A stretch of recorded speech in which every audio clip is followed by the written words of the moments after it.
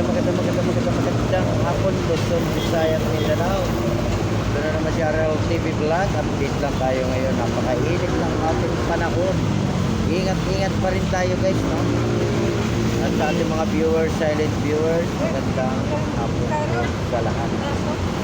At ingat po tayo, no? Lalo na sa ating mga motorista at sa ating mga driver at sa lahat po ng mga nagtatrabaho sa maghapon. Tayo po lagi mag-pray, no? Pag-pray natin yung ating mga pamilya. Ako sana po ay mag-ingat sila, no? Maging mabuti ang kanilang kalusugan, diba?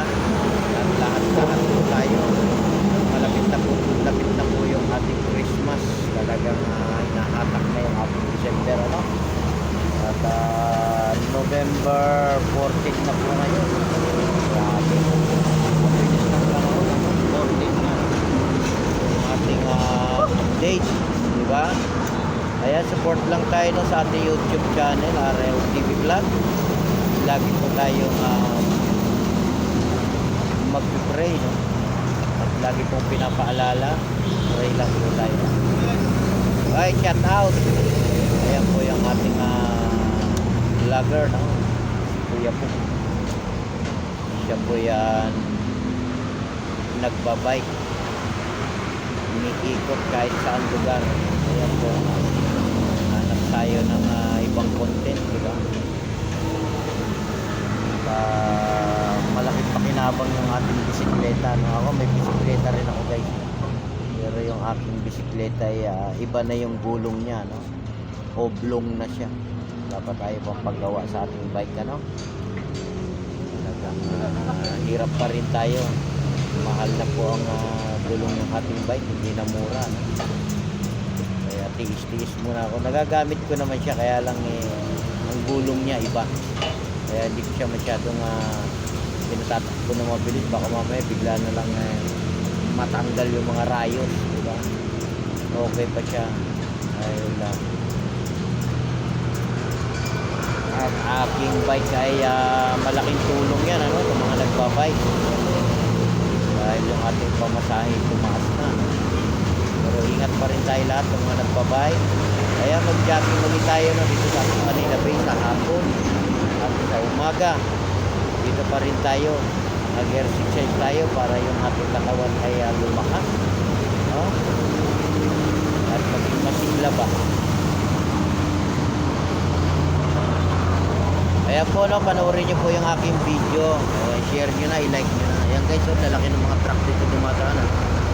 Ayan na dinadaanan nila guys. Yan ay Roas Boulevard. Matibay na po yan yung ating kalsada. Na-repair na yan, ano?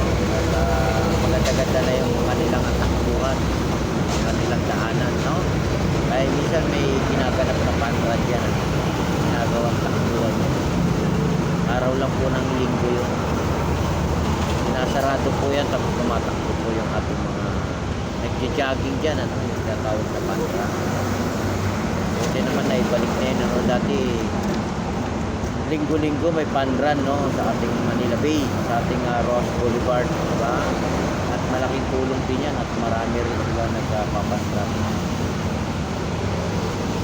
At napakasaya din, ano, at natutuwa rin sila na pawis din sila, nakakatakbo sila ng grandstand hanggang yacht club, ano. Malayo-layo rin yan guys, pag tinakbo ko yan hanggang sa may Quirino Highway, malayo din.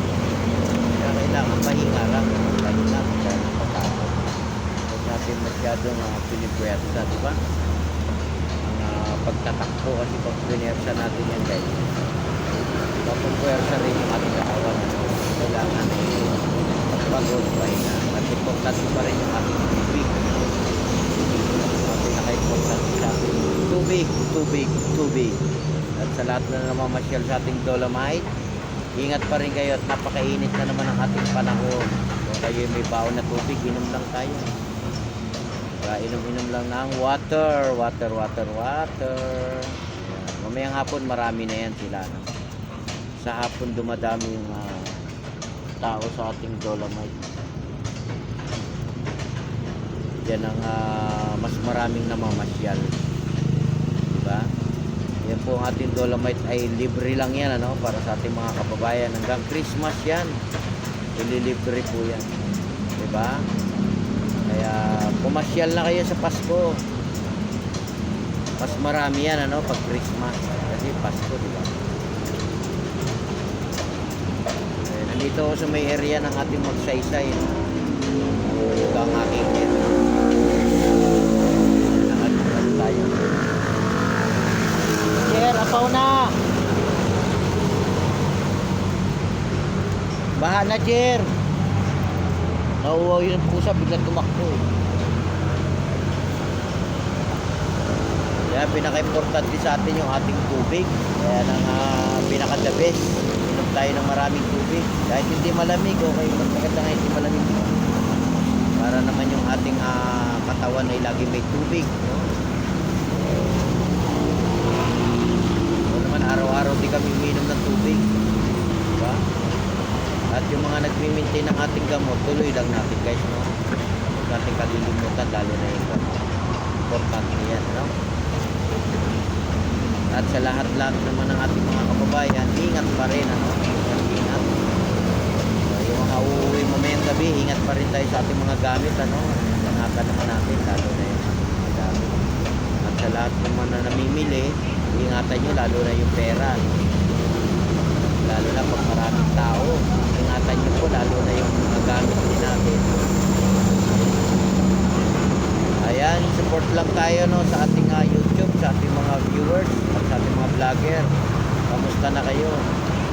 So, ito na naman si RL TV Vlog at binabati kayo ng magandang hapon sa ating lahat, vlogger, viewers, at sa ating mga manunood, at sa ating mga subscriber, at sa ating mga marina, at sa lahat-lahat na po ng mga nagbubulog sa ating Manila Bay. At sa lahat po ng ating mga naglilinis, maraming salamat po. At nami-maintain na po yung linis natin sa ating Dolomite. At sa ating mga bayan-bayanan, linisin din natin. Ano? Tayo po ay magkaisa, no, sa ating basura. Yan ang pinaka-problema natin, yung basura. Talagang pag maraming basura, nandyan din tayo, nakapukos naman tayo lahat. Yan yung ating mga Stero Ranger, ating MMD, ating mga Marshall. Kasama na yung ating DPS, no? At dito sa mga nagme-maintain ng ating halaman, yung ating BGO ng Manila. Talaga maintain na maintain sa paglilinis yan. Ayan, may buko rito guys. Kaya may tinda rin buko rito, no? Kayo nauuhaw. Nagdala po sa may area ng Dolomite yan, nagtitinda sila. Buko, ayan po, God bless po sa ating lahat at nawala na naman yung ating araw kung maligid na. God bless, ingat pa rin tayo lahat. Bye-bye!